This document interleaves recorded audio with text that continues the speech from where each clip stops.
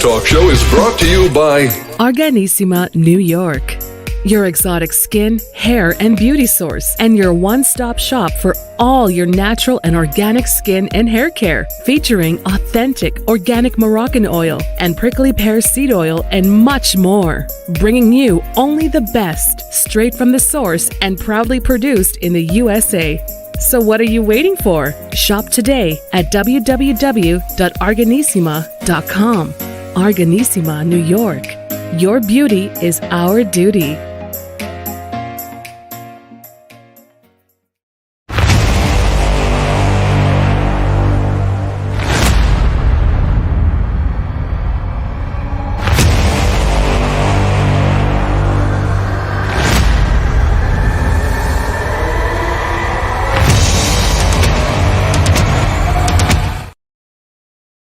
Folks, welcome back to the EMBC Network and the Sales Award channel with your host, Hurricane Age. New day, new show, new topic, new guest. A topic that we've covered a while back, and this week happens to be some special week where I'm talking a little bit about sales, marketing, different aspects of it. And as a matter of fact, I just had a show where I talked about incentives in the marketing. But today we're going to talk about just the optimization of SEOs and all the stuff with an expert, and he's the founder of SEO Optimizers.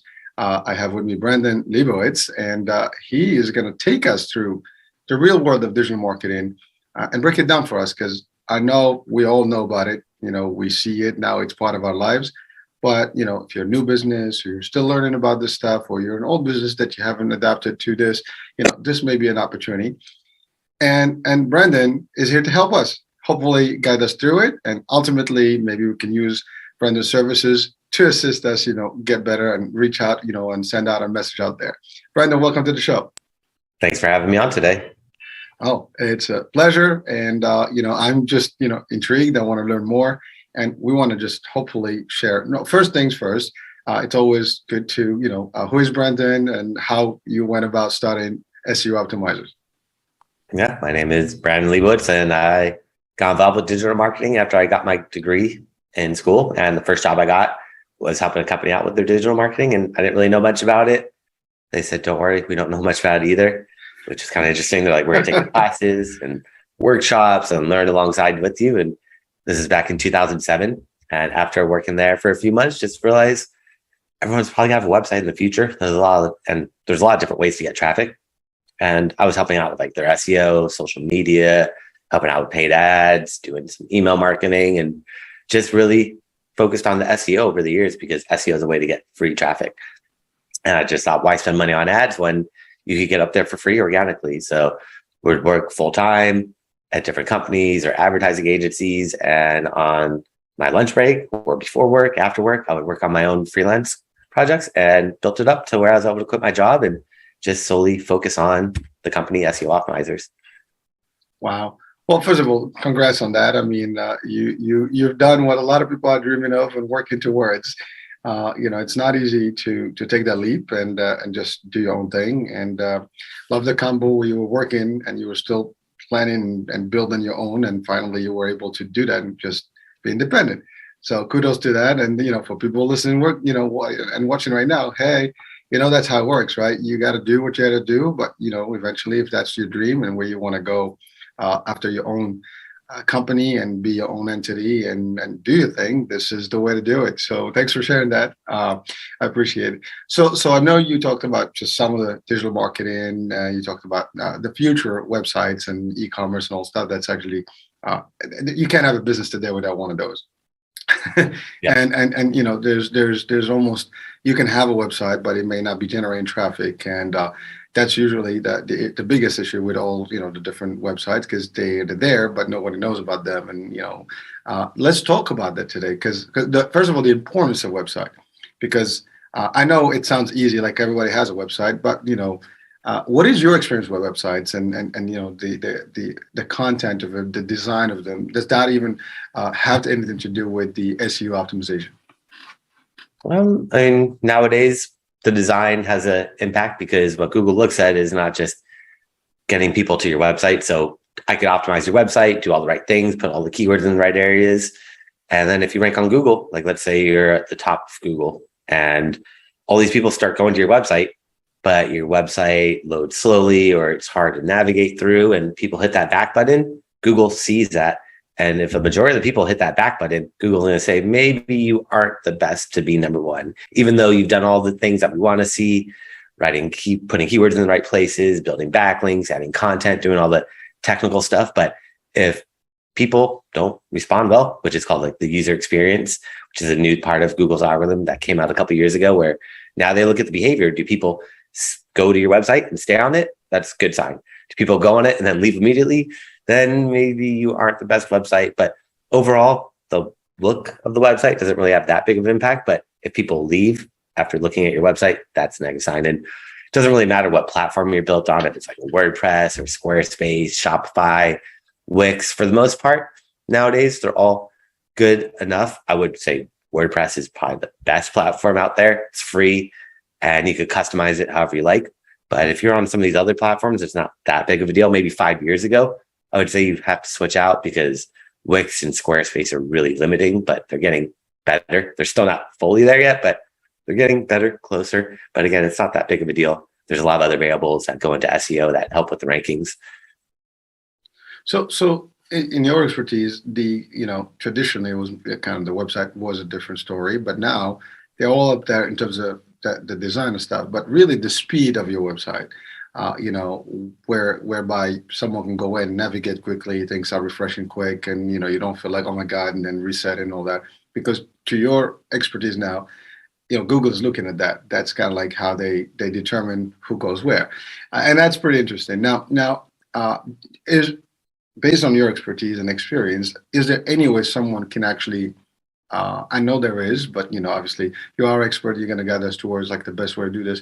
Whereby can someone who owns a website kind of test that, often, meaning check out, the speed, the navigation, all the stuff that can be detrimental to their success and ranking the right way. Yeah, there's a bunch of free tools, some paid, but some free ones for checking speed would be, Google has one. It's called Google Page Speed Insights. So I would check that one. Also, I would look at GT metrics. There's another one called Pingdom. Those are kind of like the bigger ones because they're all going to show you different speed results and they're all going to tell you what needs to be fixed. So you can bring this to your programmer, web developer, whoever built that website and tell them, hey, can you fix all this stuff? Usually speed is because of images. If you have a lot of big images on your website, let's say your website has an image that's 5,000 by 5,000 pixels, really high def, really high quality, but on your website, it's only 100 pixels by 100 pixels. But you upload that 5,000 pixel image to your website, that slows it down. So a lot of people, or if you have like old logos that are still, even if they're not on your website, if they're in the back end, the coding of it, it's going to slow down your website. But there's so many variables that go into it. A great tool is Google Search Console. It's a free tool as well. And that will show you your speed, if there's any errors on your website, any broken pages. So it kind of does an SEO audit for you. Still have to go and fix it, but Google Search Console, it's a free tool that I recommend that everyone get. Also, Google Analytics is a free tool that shows you how much traffic you get, but Google Search Console will show you everything related to your SEO. It'll show you what keywords you're ranking for, how many people have come to your website from SEO. It shows you, again, like all those technical errors and all those other things. So it's great to have both of them. Well, Brandon, thank you for that, because you talked about pictures and some people have videos. All that stuff is definitely, clutter that's going to make that site so heavy, to navigate, or at least to load, and all these things. And optimum health for a site is important. Now, ultimately, you give us some free tools and good pointers. But as SEO Optimizers, do you guys do this? You and company do actually some of the work as well, right? That you can help people determine that before you can help the optimization, correct?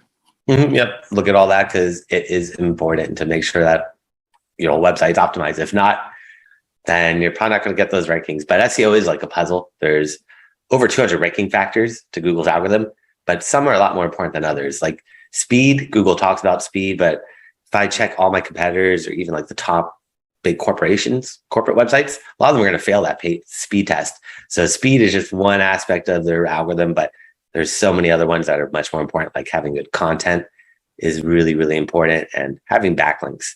Those two, I would say, are the most important. Everything else is very important. Once you have good content on your website and you built a strong backlink profile, then you're like, all right, how do I get to the very top? Because once you're on page one, everyone's doing SEO, and you got to really stand out and differentiate yourself. And that's where you got to do all these little tweaks and minor changes that normally wouldn't have that big of an impact. But when you're on that first page or being against big corporate sites, you got to make sure you do all the technical stuff.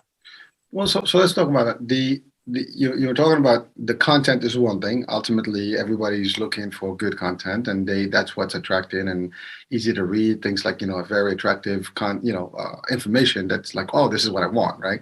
But then also you said the backlinks. Can you expand on that? What does that mean, backlinks? Yep. So backlinks are other websites talking about you. So let's say you're reading an article on entrepreneur.com, and in there it says Brandon Leibowitz. And if you click on that and it goes to my website, I'd be getting a backlink from entrepreneur.com. So the more websites that talk about you, the more trust Google's going to give to you. And then they're going to look at those keywords on your website to figure out what keywords to rank you for. But it doesn't work the other way around. Google's whole algorithm started based off backlinks. That's how they had better search results than anyone else, is because instead of ranking however they used to rank before Google was around, but once they started using the backlinks, that was a good indication of what a quality website is. It's like a website is kind of voting for you, like entrepreneurs voting for me saying, we trust you. But over the years, Google's been spammed and people have gamed the system and figured out loopholes and ways to build backlinks that aren't the best. So in the past, if I had 100 backlinks and you had 200 backlinks, you would rank higher than me.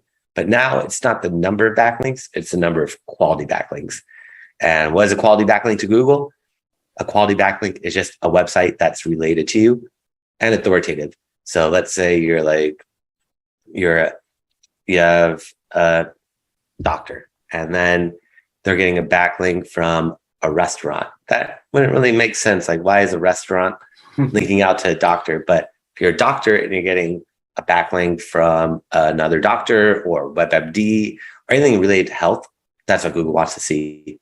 So relevancy is really important. And then authoritativeness, like how popular is this website that's linking to you? If I give you a backlink from my website, it's a good backlink, but it's not the same as like a Forbes or Huffington Post or New York Times or LA Times. So the bigger the website, the more SEO value that's passed on. But relevancy really is what I'd focus on. Number one is making sure the sites that link out to you are related. So thanks, Brandon. So I know we refer to the word SEO and Google right now. Just for the audiences, because I'm not sure.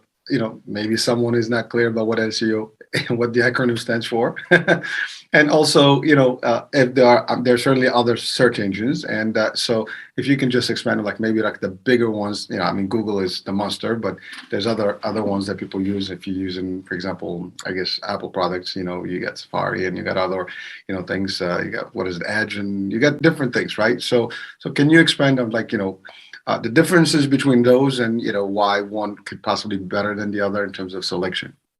Yeah, so SEO is search engine optimization. So that is ranking websites on search engines, which really is just Google. Nowadays, Google just kind of runs everything. So when you're searching, it is only Google. Okay. Yeah, well, there's other search engines like Bing, Yahoo, Yandex, yes, DuckDuckGo. But when I look at Google Analytics or other tracking tools, Google brings in the majority of the traffic. Google's probably going to bring in, I'd say 20 to 80% of your traffic. Bing will bring 1%. Yahoo will bring 1%. Then maybe DuckDuckGo and all these other ones might bring half a percentage. The rest of your traffic is going to come from like social media, email marketing, paid ads, people just typing your website directly in. But Google really just runs everything. And this is me looking at hundreds, probably thousands of websites over the years that I've never seen another search engine bring in more traffic than Google. Unless maybe you're in another country, like China uses other like Yandex or something like that. But I would recommend everyone just look in Google Analytics or your tracking tools, and you can see what search engines are bringing in the traffic. But really, nowadays, Google just dominates and runs everything. Who knows what's going to happen in the future? But for now, Google is just not slowing down. They're not going to give up any traction, but we'll have to see. Who knows what's going to really happen. They're the giant, but I mentioned Edge and Safari as where you actually go and just do your search. Now, how does that link into the search engine piece of it? Because are they even considered such things? Because I mean, some people really like, I've had, problems, for example, in one site on Google, and they say you have to change it and, check something else and use maybe Safari or whatever else. And they use that. Now, does that also feed back into it, or how does that work? Just for audiences purposes. So I think you're mentioning browsers. So browsers, exactly. Like Chrome or Firefox, Internet Explorer, Safari, all the Edge, Opera. Those are all just operating systems. So they're not really search engines. When you search on them, though, they've partnered up with search engines. Like Chrome is owned by Google. So when you search on Chrome, it's always going to be Google. But Safari, I think, partnered maybe with Bing, or it changes so often. Like they're constantly changing who they partner with. But Google wants to be the default search engine for every platform. But I get all that all the time. Yeah, but sometimes, yeah. But sometimes, like, I forget, Safari might be like Bing or Yahoo. So you search on there, it's not going to show you Google. It's going to show you a different one where you're like, what's going on? I mean, most people don't know the difference, which is kind of interesting too. They just see that they're searching and they don't really look at the logo at the top left. I guess we're all just used to Google. And nowadays, most of these search engines are just kind of simple, plain, because they realize try to blend in, look like Google. So people click on your links and ultimately click on those ads so they can make more money. But in general, it doesn't really matter what browser you're on. For searching, though, if you're on Google on Chrome, and if you're on Google on, let's say, Firefox, even though you're both on Google, the browser is going to slightly personalize. Google will personalize the results depending on the browser, if you're on desktop, mobile, tablet, if your search history. So it's going to be slightly different, but the browser doesn't have too big of an impact. No, thank you, Brandon, for really making that clarification. Just browser being just where you go in, and then the back end, which is what works, the machine and your rank and stuff. But you're right. Some depends on what you use. Even computers come in, with different defaults. And like, I have several computers, and every one that I buy that gives me a different thing. And then you go, make Google your Chrome, your default browser, whatever. And it always gives you that option. And then you're right. Some are Yahoo, some are Bing, and it changes based on that. And a lot of people use, and to your point, depends on also in part of the world you're in. Not everybody has the same. I guess everybody's online. They can have the same access, but maybe like China, as you mentioned specifically, they have their own limitations and they close the world a little bit differently, for how they want to operate. Even some social media there is different. But so we clarified that. Now, again, search engine optimization, ranking is really what you want.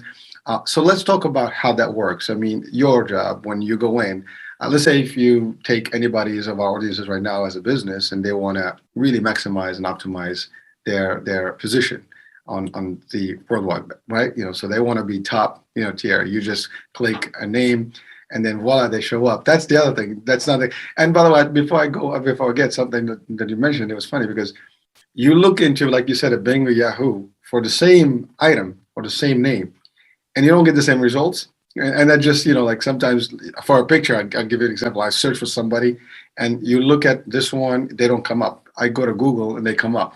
It is almost, just not weird, but it's great to see how that works in the back end, because not everybody has, the same way or the same positioning just by using the default, whatever they have on their computer. So let's talk about that in general.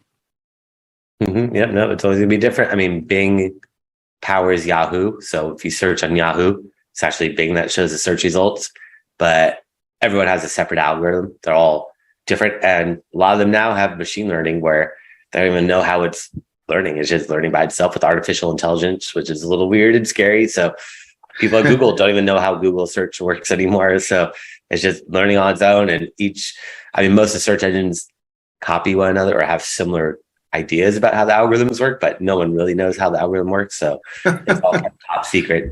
But with SEO, we don't really care how Google works. We'd love to learn how Google works because we'd all be very, very rich. But what matters is who's on that first page of Google and how much SEO have they done. That's really all that matters with SEO is who's on that first page of Google. That is your competition.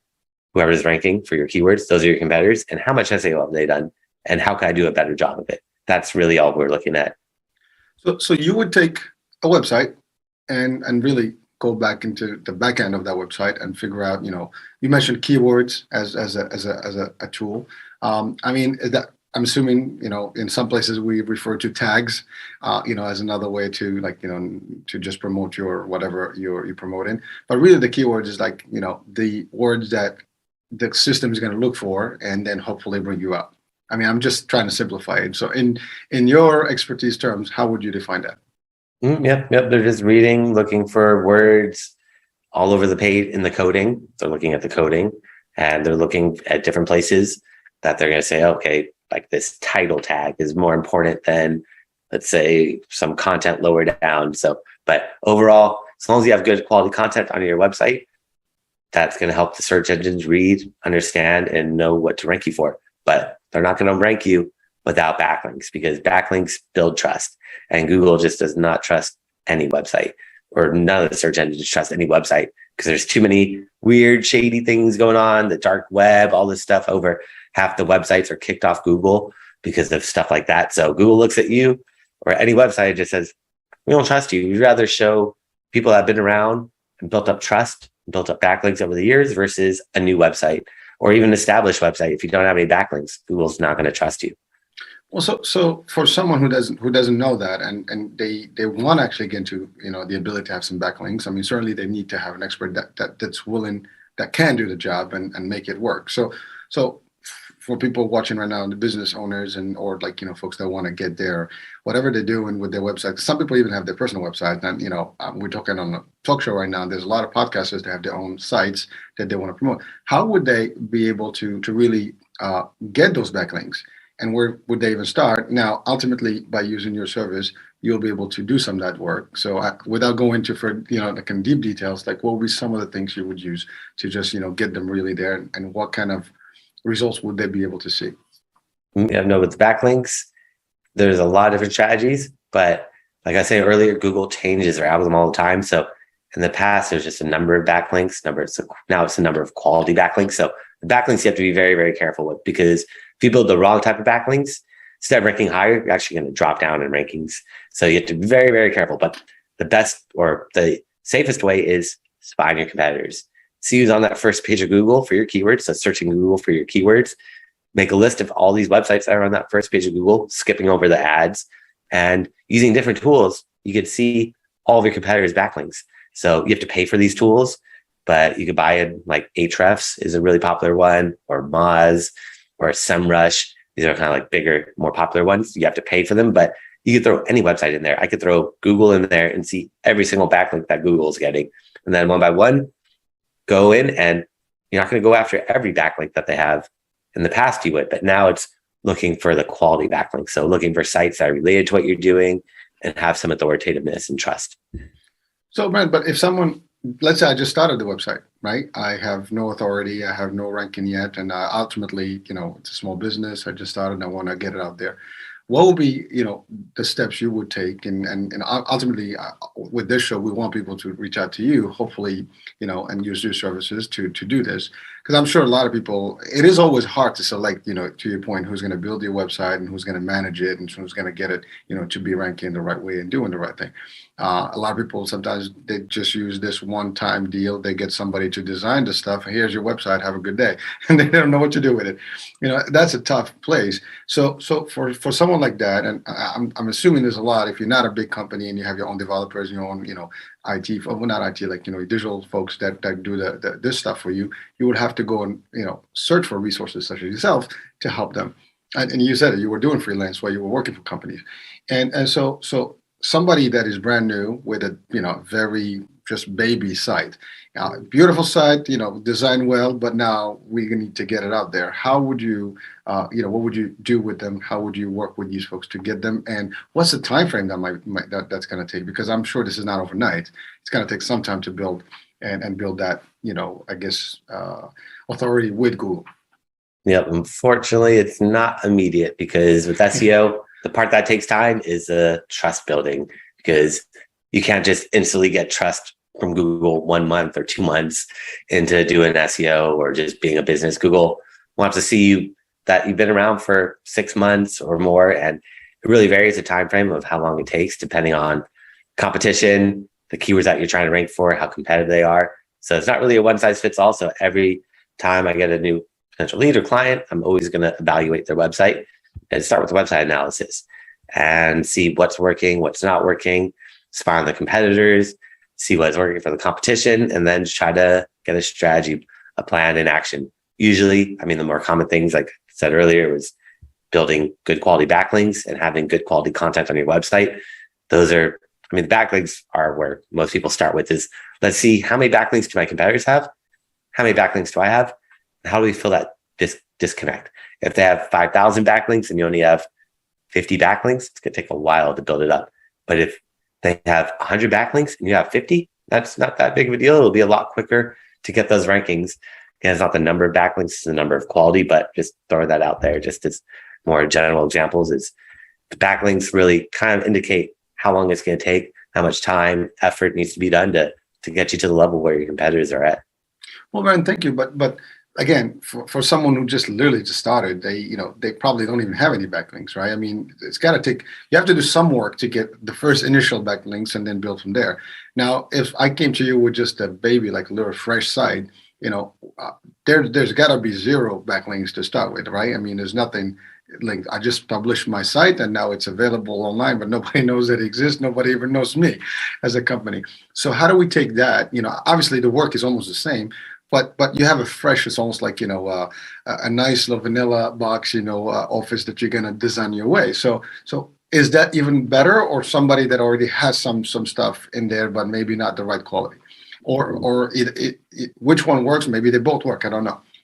No, I mean, if they have low quality backlinks, it's probably worse than having good ones or no backlinks, because those low quality ones, nowadays we could tell Google, ignore them. So we could submit to Google saying, hey, ignore all these backlinks. These aren't mine. Maybe someone built them maliciously. So Google's able to be aware of that nowadays, because they know there's negative SEO, where I could just go, and I have tools that used to work to rank websites really well in the past.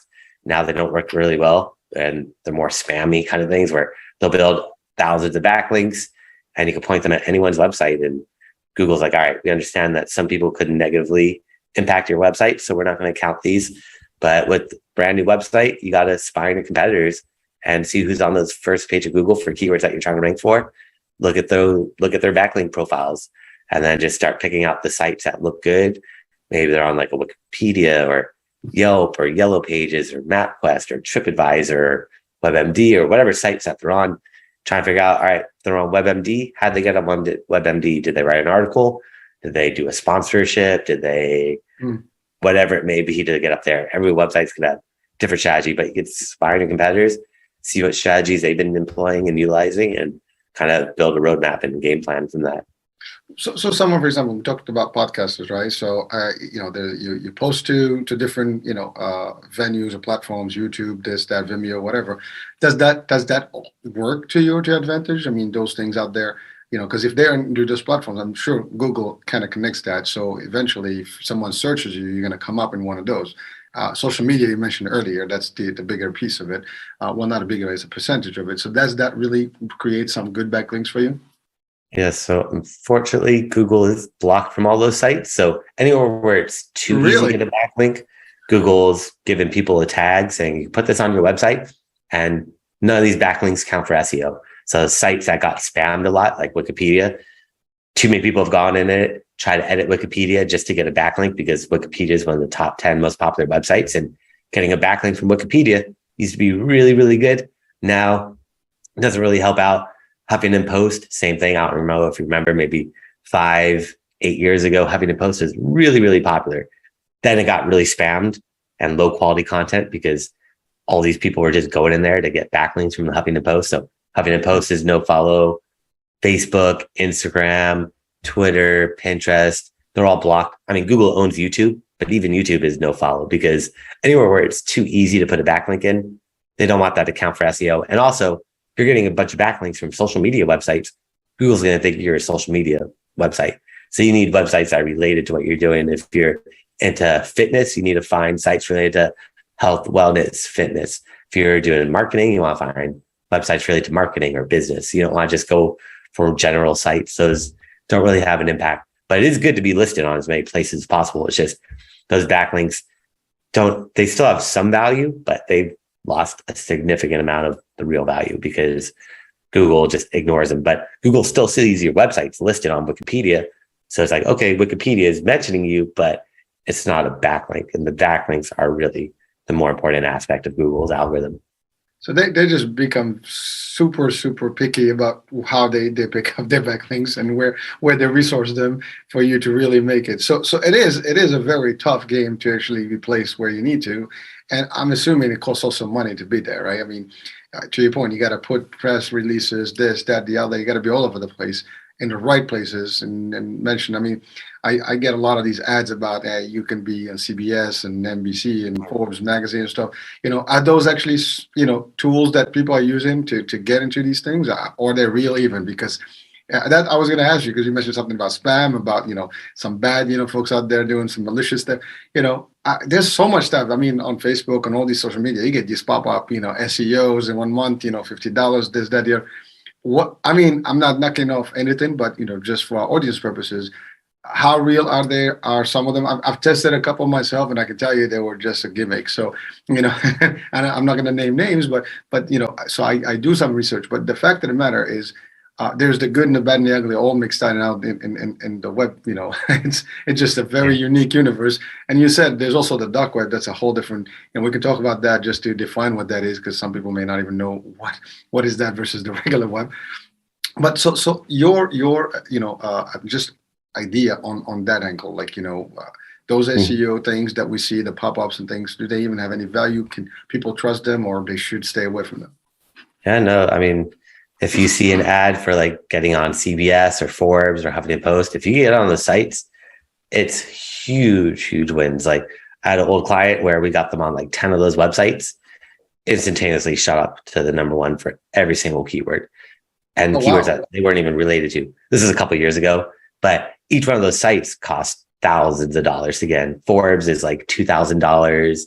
Huffington Post doesn't count anymore, so cut that one out. But like Wikipedia, people still spend thousands of dollars to get in Wikipedia because these sites are just so big and authoritative. So they don't have that much SEO value as they used to have a few years ago, but they do work. But you can see that's going to cost tens of thousands of dollars. So if you're seeing an ad for SEO for $1,000, or for like $100, something wrong with that. Because if you're just getting one backlink for $1,000 and you need hundreds of backlinks to rank on Google, it's going to cost a lot more. Like anyone offering $50 services or something like that, that's instantaneously going to be spammy backlinks that might give you a boost for a day or a week. But after Google sees that you've been tricking them with these low quality backlinks, they're just going to drop you or kick you off permanently. So you have to be careful, look at people's reputations, but getting in the bigger sites is great, because then you can put on your website, look, as featured on Entrepreneur, Forbes, Wall Street Journal. So it builds trust for people. And then Google also sees that you're on these really, really, really big, powerful sites. But again, these sites don't have any relevancy either. Huffington Post, Forbes, what are they about? Entrepreneur, they're about everything. They're not about one specific topic. So you want to find more unique niche related sites that are really honed in on one or a couple topics versus these general sites that are just all over the place. No, well, thank you, Brandon, for clarifying that, because you're right. I mean, I've seen a lot of those as seen on NBC or BC or this, whatever, and they promise we'll do an article for you, blah, blah, blah. You'll get the credibility that you need and all the stuff. That sounds good and attractive.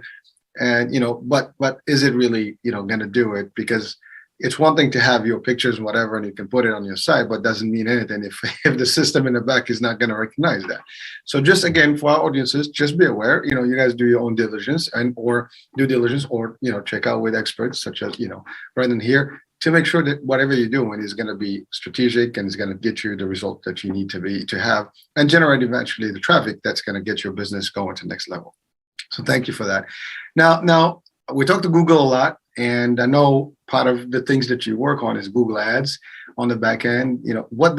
How does that relate to all this, and how does that work, in correlation to ranking you better? So Google Ads is the ad platform, and SEO. Running paid ads isn't going to help you rank higher on Google organically. The SEO, it's not going to help out with SEO, but doing SEO will help out with your ads, because Google, when you search on Google, if you click on an ad, let's say it's $10 per click, that ad. So each time you click on an ad, it's going to be a different value. It might be 50 cents. It could be a couple dollars. It could be $100 per click. They get very expensive. So let's say that click is $10. But if you do really good SEO and have a good landing page with good keywords on it, well optimized, Google might drop it from $10 to $9.95. So you save a couple cents, which over time, hundreds, thousands of clicks, it's going to add up to a lot. But in general, SEO and Google ads don't really have too much of an impact on one another, except for your ads will be a little bit cheaper if you optimize your website. No, that's good. I mean, that's exactly, I'm asking so we can clarify this because, I mean, one is just putting ads out there, but, is there any impact on the other? I mean, obviously now we're very clear about that. You might get a little bit of a discount eventually because your rates are going to be better, but maybe you can reach out more people, but that's right. So now if you get to work with a customer or a business, what would be the time frame, at least the minimum time frame to, you'll assess the site, you do the work, you find all the stuff, you do all the due diligence, you make it work. And then now, what is the minimum time frame where someone can start seeing their number, going from page, whatever, 30 to 15 to 10 to 1, what's that journey look like? Yeah, that one is tough because it's not one size fits all. It just depends on how many backlinks you have versus the competitors. And if you're starting from scratch with no backlinks, it's going to take 6 months, if not longer. If you've been around and you have all these backlinks that have been built up, then it might take 6 months, 5 months, it might take a little bit less, but it also comes down to the competition. Like if you're just selling t-shirts, we got to see who's on that first page of Google for t-shirts.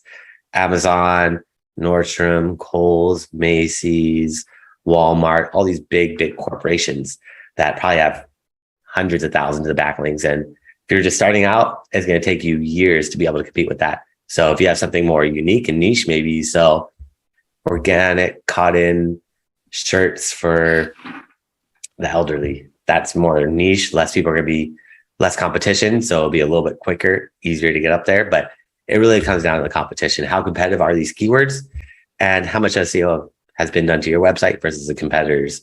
But on average, it takes around 6 months, sometimes much longer. Sometimes it can be a little bit quicker.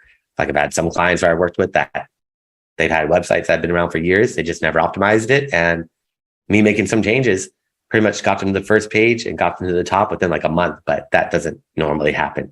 I mean, this website has been around for 5, maybe 8 years. It just, no one really built backlinks or did the right things that Google was looking at. So sending them a couple of signals that Google's looking for, got them to shoot up right away. And they don't have much competition either. Well, thank you. Because again, for the most part, someone's been in business long enough, they probably have enough revenue and stuff, and they can do this, and they've been around long enough to have some, I guess, presence. But someone that is barely new, they need to have some expectation that this is not going to be overnight. And so you have to build that in your strategy and your plan that when you're going to start building, it's going to take some moment before you can get where you need to be. So that means you have to use other means of promotion, to their business. And so that's obviously clear. And thank you for doing that, because some people may not be sure, and at least they know now what to do and what the expectation is. You said the expectation is everything else is easy, right? So now key terms, you use the word key terms, and it sounds what it is.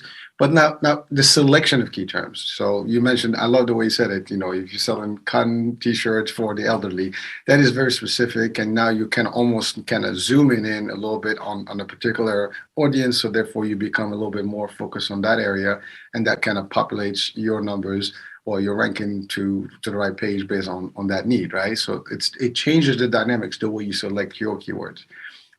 So is there anything, that we need to know about that selection? Anything more specific, if you don't mind? I know keyword research is one of the most important starting points. It's like building a house and skipping over building like the frame or the blueprints, because with SEO, you need to figure out what keywords you want to rank for. And then you sprinkle them all over your website and your content and all over the place. And there's a lot of different ways to do keyword research, but Google gives you another free tool called the Google Keyword Planner. It shows you what pretty much you can just put one keyword in there, and Google's going to show you hundreds, maybe thousands of variations of that keyword. And it'll show you how many people search for that keyword every single month. So you can see, all right, maybe I want to rank for the word like men's clothes. And then you see people search for men's clothes 5,000 times a month, but men's clothing might get 50,000 searches every single month. And making little changes like that can have a big impact on how many people search. So you want to find high search volume keywords by using tools like the Google Keyword Planner.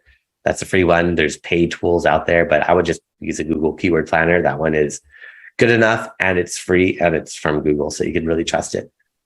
Well, thank you. So you're talking about something where you said you had to sprinkle those words around the website. Are you talking code, or are you talking just in content, like in terms of the text, stuff that you have? No, both. You want to put in the code. Google can't read websites; they read coding.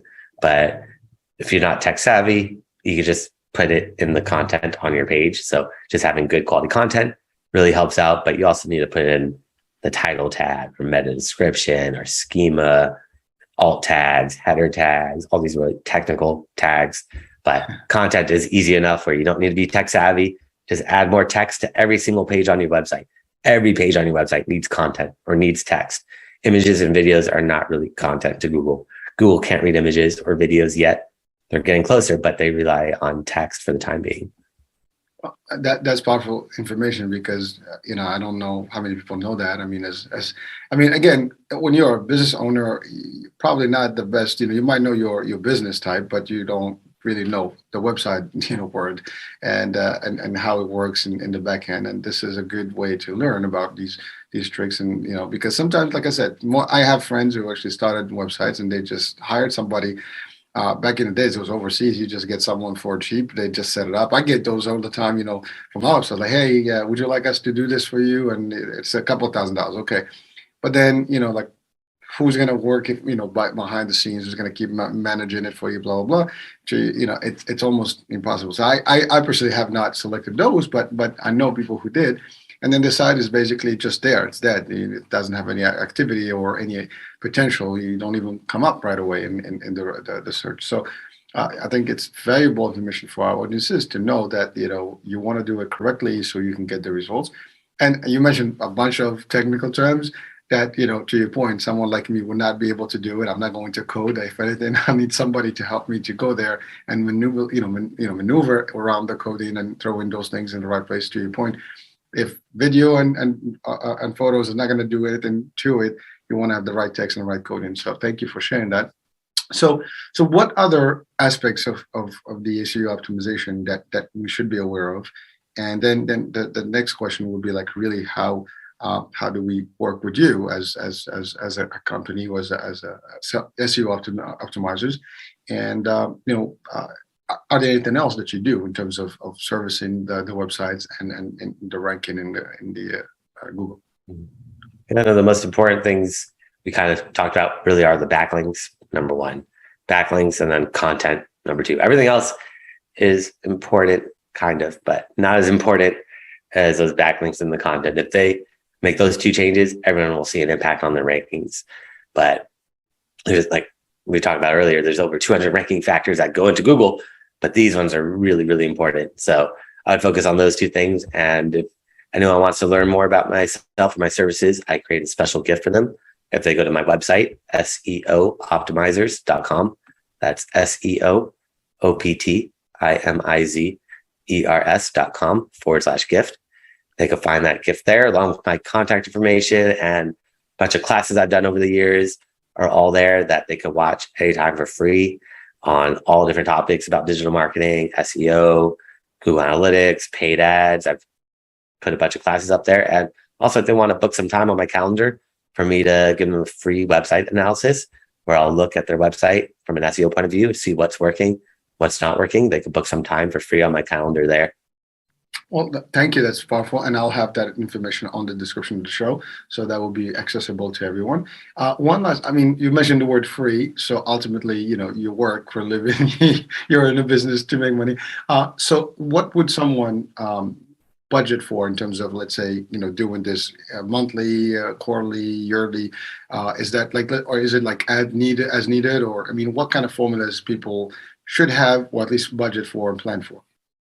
Yeah, that one comes down to the competition as well, how competitive those keywords are. If you don't have any competition and you get to that first page of Google, you can pretty much just sit back and relax. But if you have competition, And then competitors that are actively doing SEO, they're going to, because once you get to that first page of Google, you knock someone off that first page of Google, and they're not going to be happy about that. So they're going to look at all the SEO you've done, primarily looking at the backlinks, trying to figure out how do I get more quality backlinks than you have. So it's kind of a back and forth battle, keeping those rankings. Just depending on how competitive it is. Like if you're selling t-shirts, very, very competitive. Or if you're a restaurant in Los Angeles, there's a lot of restaurants out here. Whereas maybe if you're a restaurant in some small town, less competitive, it's a little bit easier to get up there and you don't really have to worry too much. But it just comes really down to the competitiveness. And that's why I do the website analysis for free to let them know, all right, it's going to take this long, it's going to cost this much, or it'll be, well, we'll do it in a couple months and get you up there instantaneously. But it just depends on the website, how established they are and how competitive those keywords are. But Brandon, based on what you said, no matter how good you'll get them to the ninth one, you're going to have to maintain it beyond that point, because to your point, you bump somebody down, they're going to bump you in a month or two. And it's just like, it's going to keep just going around and, between you and them, and maybe some other new guys come up. So it is really a tough place to be. It's really just a race that you have to keep up with. And so the cost has to be the, so again, just personally, I would recommend that, if you want to get into this game and really maintain your position, you have to have an ongoing budget to operate and keep this going, for, as long as you want to be in that level, right? That leads me to one last question. If someone gives up or they don't have the fund anymore to continue with this, how does that, affect them? I mean, do they just drop drastically in that Google and then therefore they're not even searchable, or how does that work? Yeah, no, they'll still be moving up because with SEO, it's all about those backlinks, and Google probably is not going to find those backlinks that you build. Like I could get an article published on a small website. Google might not see that backlink for a couple of days, a couple of weeks, a couple of months, maybe a year. So it'll keep trickling in and it'll probably fade off after like 6 months or a year. But it comes out of the competition. If your competition is not actively building backlinks, then if you have more quality backlinks than them, if you're not building new ones, you'll stay up there. But if your competition is actively doing SEO and building new backlinks, then you have to actively keep building backlinks and showing Google that you're relevant, authoritative, and trustworthy. So thank you for that. So Brandon, are there like packages, like, let's say just creating backlinks is this package, is how much going to cost, creating keywords and is this going to cost? Is it like a package deal that you have? Is there anything that we can share with audiences, at least, so they're aware? I know that they're going to reach out to you directly and go and decide, and then you certainly get that discussion with them, just without any details, just overall, just so to set expectations again.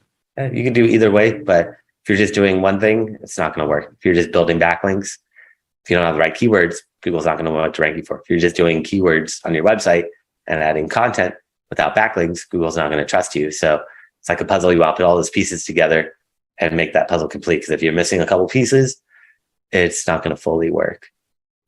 So there you go. You have to have it all. You can't have a piece of this. You have to hold the whole thing.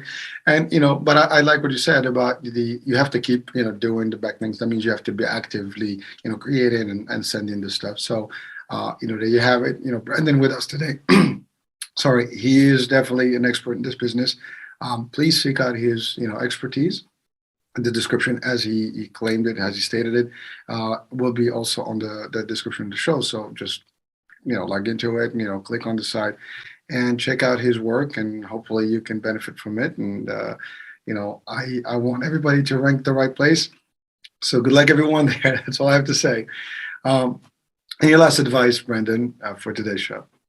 Yeah, just be patient with all of it. It takes time. It's not immediate, unfortunately. A lot of people kind of get discouraged if they're not seeing that traffic come right away. But as long as you keep doing the right things to Google, send them the right signals, they're going to reward you. Just got to be patient with it all.